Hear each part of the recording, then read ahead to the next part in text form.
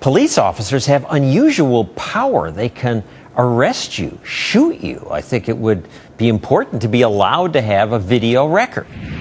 But in the last few years, in all these states, people have been threatened or detained or arrested after recording the police.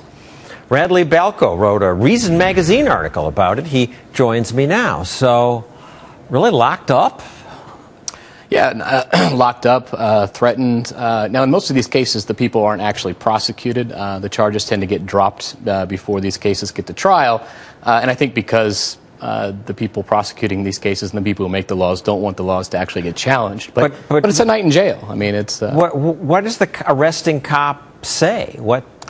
Well, in states that have these two-party consent laws, they rely on the old wiretapping laws, and they're claiming that police officers... We have a graphic of which those states are, and they do really impede reporting on government, these two-party states. Well, and then the claim is that police officers have a right to privacy while they're on the job, in public, exercising, let's face it, some pretty powerful responsibilities that we give them. I think that claim is ridiculous, but that's usually the charge. Now, they also say you're interfering with arrest or you're refusing to obey a lawful order if they tell you to turn the camera off and you don't. And I think those arrests are wrong as well. How does it interfere with the arrest? You're just recording the arrest. Well, it only interferes with the arrest if the police officer is bothered by the fact that you're recording him, and it's a ridiculous argument. But here's the thing. I mean, you may not go to jail for these charges, but they're going to take your camera. They're going to arrest you. You're going to be handcuffed. You're going to be put in the back of a squad car.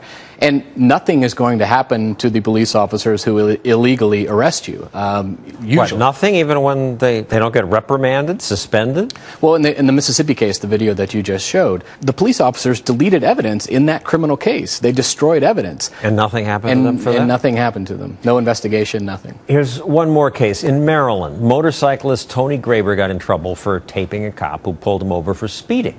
Here's the clip. Get off the motorcycle. Get off the motorcycle. State police. See your hands. Put your hands up. Now, that was a little scary because it wasn't obviously a cop. It was just a guy with a gun. He did then say he was with the police. What happened? Well, in this case, Tony Graber didn't get arrested until he posted that video on YouTube. And once he posted it on YouTube, the state police, they raided his home. They came into his home early in the morning, guns drawn, confiscated a bunch of computer equipment, held him and his parents at gunpoint, arrested him. He spent several nights in jail. And he had felony charges hanging over his head for several months until the case finally got to court. And then a state judge in Maryland actually threw out the charges in a really strongly worded opinion. Yeah, here's what he said. Those of us who are public officials and are entrusted with the power of the state should not expect our actions to be shielded from public observation. Sed qui custodiet, I'm not going to try to do the Latin, but he ended with saying, who watches the watchman, which is something Plato asked. And it's a good question because these guys have big powers. I'm stunned that they can just do this, and they went in this guy's home. Nothing happened to them? Well, that's really the double standard here, right? The prosecutor who charged him, the cops who raided him and arrested him, they were all wrong about the law and did real harm to him, and none of them are going to suffer any consequences at all. And I think that's really what the double standard is here. Now, one good thing about the new technology is it's never been easier to keep an eye on the cops. Yeah. I mean, my cell phone has a camera here, and well, mine does too. And I'll just show you how easy this is. And I really think this technology is incredibly powerful as well as easy. Let's just get this rolling here. So right now, I'm recording this. So I'm recording us chatting right now. And as I'm recording my conversation with you, this is actually live streaming up to a website called QIK.com. And not only is it streaming on that website, it's also being archived on Kik's servers. So, John, if you were offended by my recording this conversation and your security detail were to rough me up, confiscate the phone, and you throw the phone against the wall or stomp on it and break it, this video is now stored off-site and it's safe and it can't be tampered with.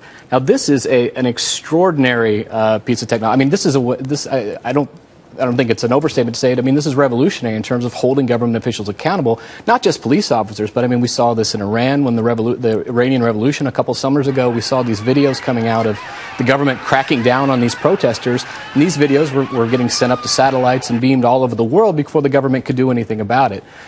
There's George Orwell has a famous saying, he says, if you want to envision the future of humanity, imagine a boot stepping on a human face forever, right? A very sort of pessimistic view of government. Yes. But, I think he's probably still right, but now there's probably someone who's going to be around with a cell phone camera to take a video and post it on YouTube. And really, I mean, transparency is, I think, half the battle. This little thing is a weapon against tyranny. It is. It absolutely is. And I think we should, I mean, not only should we sort of celebrate that technology, that we have this huge weapon against tyranny in our pockets, but we need to make sure that the laws protect the way we use it and that ensure that we can continue to use it that way. But Jim Pascoe of the Fraternal Order of Police says we have to put some faith and trust in our authority figures. And it has a chilling effect, camera, on officers who are now afraid to act for fear of retribution by video. I mean, I think if you're a police officer and you're carrying a gun and a badge, you're holding yourself up to sort of a higher level of accountability. And if you're doing your job right, you shouldn't have anything to fear from citizens having video. It will probably help you more than it'll hurt you.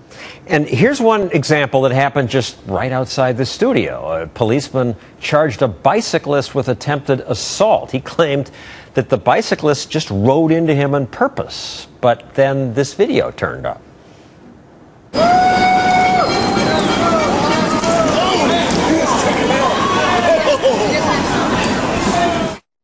Clearly not on purpose. What happened there? I mean, in this case, the police officer lost his job. I think that's probably a good thing. Me too. One last case. In Washington, D.C., a police officer got angry when he drove past a snowball fight and his car was hit with snowballs. Throw the snowball. Get back up on the curb. He denied that he ever drew his gun. The department backed him until this video appeared. What happened then? Well, I mean, this case really illustrates how powerful these citizen-shot videos are. In this case, the D.C. Police Department continued to say that there was no gun drawn well after this video was on YouTube and had spread all over Twitter. But this video clearly shows he did have his gun drawn, and the officer ended up getting, I think he got a 10 or 20-day suspension. But, this is why this technology is so powerful. Until now, until everybody had these cameras in their pockets, the police narrative was the official narrative. That's the only narrative we had. And now we can challenge that narrative. I assume usually they tell the truth, but it's good that we have cameras. Thank you, Radley. Balko. Next.